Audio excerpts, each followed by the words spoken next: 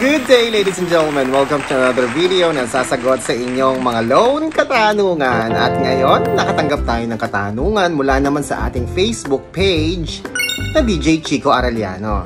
At narito yung kanyang katanungan. Limited time offer, nakatanggap daw siya ng limited time offer na offer, ulit-ulit, na 25,000. Ang instruction sa kanya, i-repay daw po yung kanyang existing loan at magkakaroon siya ng increased limit offer na 25,000 pesos. Ngayon, meron po siyang G-Credit, meron siyang G-Gives na meron ding limited time offer at meron din siyang G-Loan. Ang tanong niya, saan daw ba yan?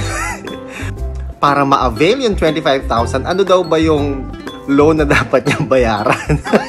Ang daming loan, di ba? Nagkasabay-sabay na yung kanyang mga loan. Alin daw ba dapat niyang unahin dyan, no? So, ang offer na natanggap mo, based sa aking experience, ito po ay hindi G-Credit.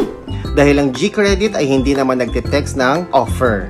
Bigla na lang nag-i-increase ang limit niyan. Pangalawa, sa G-Gives naman, hindi rin ito G-Gives dahil ang G-Gives hindi rin nagtitext ng limited time offer. Instead, makikita mo ang kanyang offer sa pamamagitan ng pag-visit sa iyong G-Gives management page. Kagaya nito.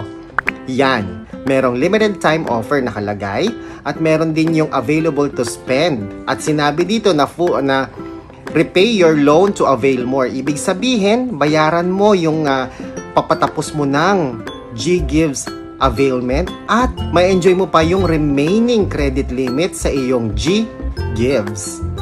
Kaya sa palagay ko, ito po ay G-Loan. Dahil ganyan din po yung natanggap namin nung kami po ay nakatanggap ng offer. Ako po si Chico. Enjoy the rest of the day and God bless po.